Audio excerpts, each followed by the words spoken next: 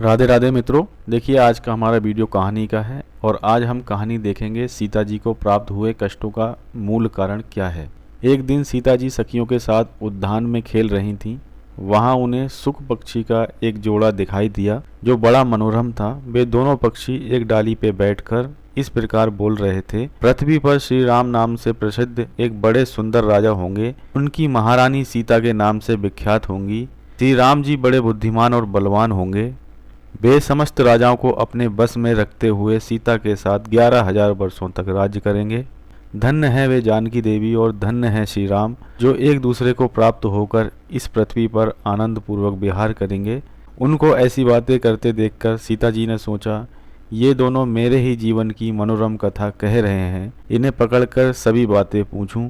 ऐसा विचार कर उन्होंने अपनी सखियों के द्वारा उन दोनों को पकड़वा कर मंगवाया और उनसे कहा, तुम दोनों बहुत सुंदर हो, डरना नहीं। बताओ तुम कौन हो और कहाँ से आए हो, राम कौन है और सीता कौन है, तुम्हें उनकी जानकारी कैसे हुई। इन सारी बातों को शीघ्र अतिशीघ्र बताओ, मेरी ओर से तुम्हें कोई भय नहीं होना चाहिए। सीता जी के इस प्रकार पूछने पर उन पक्षियों ने कहा, देवी, वाल्मीकि नाम से प्रसिद्ध एक बहुत बड़े महर्षि हैं जो धर्मज्ञों में श्रेष्ठ माने जाते हैं। हम दोनों उन्हीं के आश्रम में रहते हैं। महर्षि ने रामायण नामक एक महाकाव्य की रचना की है जो सदा ही मन को प्रिय जान पड़ता है। उन्होंने शिष्यों को उसका अध्ययन करवाया है तथा प्रतिदिन वे संपूर्ण प्राणियों के हित में संलग्न रहकर उसके पदों का चिंतन किया करते हैं। उसका कलेवर बहुत बड़ा है। हम लोगों ने उसे पूरा सुना है। बारंबार उसका गान तथा पाठ सुनने से हमें भी उसका अभ्यास हो गया है। राम और सीता कौन है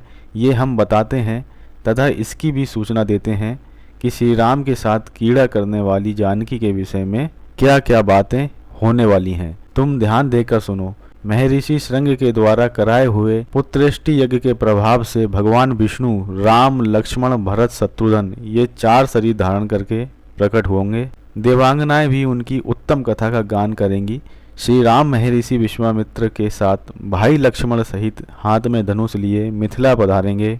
वहां वे एक ऐसे धनुष को जिसे दूसरा कोई उठा भी नहीं सकेगा तोड़ डालेंगे और अत्यंत मनोहर रूप वाली जनक किशोरी सीता को अपनी धर्मपत्नी के रूप में ग्रहण करेंगे। फिर उन्हीं के साथ श्री राम जी अपने विशाल साम्राज्य का पालन करेंगे। यह तथा और भी बहुत सी बातें जो वहां रहते समय हमारे सुनने में आई हैं, संक्षिप्त में मैंने तुम्हें बता दी। अब हम जाना चाहते हैं, हमें छोड़ दो। कानों को अत्यंत मधुर प्रतीत होने वाली पक्षियों की ये बातें सुनकर सीता जी ने उन्हें मन में धारण कर लिया और पुनः उनसे इस प्रकार पूछा, राम कहाँ होंगे, किसके पुत्र हैं और कैसे वे दूल्हा वेश में आकर जानकी को ग्रहण करेंगे तथा मनुष्य अवतार उनका श्री विग्रह कैसे होगा। उनके प्रश्न को सुनकर सुखी मन ही मन जान गई कि ये ही सीता हैं। उन्हें पहचान कर वह सामने आकर उनके चरणों में गिरकर बोली, श्री राम का मुख कमल की कली के समान सुंदर होगा, नेत्र बड़े बड़े और खिले हुए पंकज की शोभा को धारण करने वाले होंगे, नासिका ऊंची पतली तथा मनोहारिणी होगी, दोनों भौहें सुंदर ढंग से मिली होने के कारण मनोहर प्रतीत होंगी, गला शंख के समान सुशोभित और छोटा होगा, वक्ष स्थल उत्तम चौड़ा और शोभा संपन्न होगा, उसमें श्रीवत्स का चिन्ह होगा, सुंदर जांघों और कटिभाग की शोभा से युक्त दोनों घुटने अत्यंत निर्मल होंगे, जिनकी भक्त जन आराधना करेंगे। श्री राम जी के चरणाविंद भी परम शोभा युक्त होंगे और सभी भक्तजन उनकी सेवा में सदा संलग्न रहेंगे। श्री राम जी ऐसा ही मनोहर रूप धारण करने वाले हैं जिसके 100 मुख हैं, वह भी उनके गुणों का बखान नहीं कर सकता। फिर हमारे जैसे पक्षी की क्या बिसात है। परम सुंदर रूप धारण करने वाली लावण्यमयी लक्ष्मी भी जिनकी झांकी करके मोहित हो गई, उन्हें देखकर पृथ्वी पर दूसरी कौन स्त्री है जो मोहित ना होगी। उनका बल और पराक्रम महान है, वे अत्यंत मोहक रूप धारण करने वाले हैं। मैं श्री राम का कहाँ तक वर्णन करूं, वे सब प्रकार के ऐश्वर्य गुणों से युक्त हैं। परम मनोहर रूप धारण करने वाली वे जानकी देवी धन्य हैं जो श्री राम जी के साथ हजारों वर्षों तक प्रसन्नता पूर्वक विहार करेंगी। परंतु सुंदरी, तुम कौन हो, तुम्हारा नाम क्या है जो इतनी चतुराई और आदर के साथ श्री राम के गुणों का कीर्तन सुनने के लिए प्रश्न कर रही हो। सुखी की ये बातें सुनकर जनक कुमारी सीता अपने जन्म की ललित एवं मनोहर चर्चा करती हुए बोली, जिसे तुम लोग जानकी कह रहे हो वह जनक की पुत्री मैं ही हूँ। मेरे मन को लुभाने वाले श्री राम जब यहाँ आकर मुझे स्वीकार करेंगे तभी मैं तुम्हें छोड़ूंगी, अन्यथा नहीं, क्योंकि तुमने अपने वचनों से मेरे मन में लोभ उत्पन्न कर दिया है। अब तुम इच्छानुसार खेल करते हुए मेरे घर में सुख से रहो और मीठे मीठे पदार्थ भोजन करो। ये सुनकर सुकी ने जानकी जी से कहा, साध्वी, हम वन के पक्षी हैं, पेड़ों पर रहते हैं और सर्वत्र विचरण करते हैं। हमें तुम्हारे घर में सुख नहीं मिलेगा। मैं गर्भिणी हूँ, अपने स्थान पर जाके बच्चे पैदा करूंगी, उसके बाद फिर तुम्हारे यहाँ आ जाऊंगी। उसके ऐसा कहने पर भी सीता जी ने उसे नहीं छोड़ा।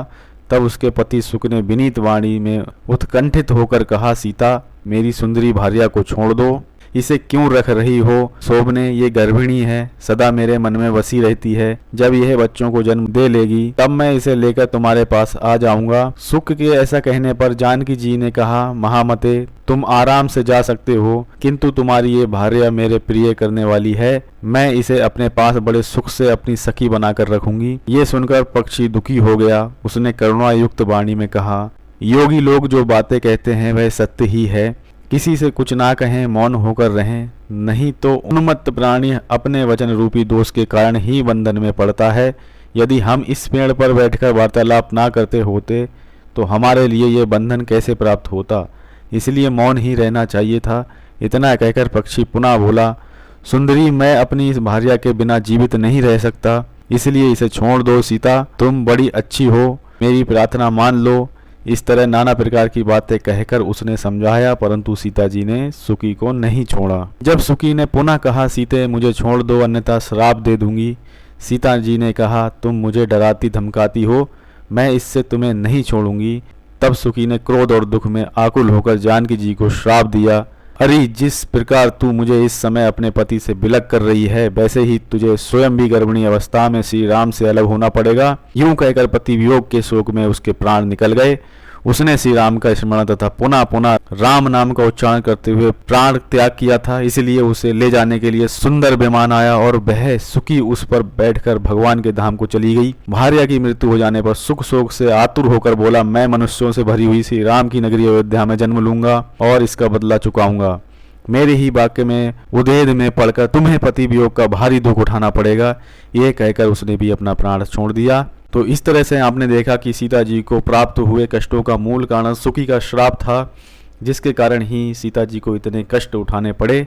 तो मित्रों, आज की कहानी आपको कैसी लगी जरूर बताइएगा कमेंट बॉक्स में। और अगर आपको सनातन धर्म में रुचि है और सनातन धर्म से जुड़े हुए साहित्यों को देखना चाह रहे हैं, सुनना चाह रहे हैं, तो आप हमसे जुड़ सकते हैं, चैनल को सब्सक्राइब कर सकते हैं। वीडियो अच्छा लगा हो तो लाइक ज़रूर करें। मिलते हैं और किसी ज्ञानवर्धक वीडियो के साथ में। एक बार प्रेम से बोलो, जय श्री राधे।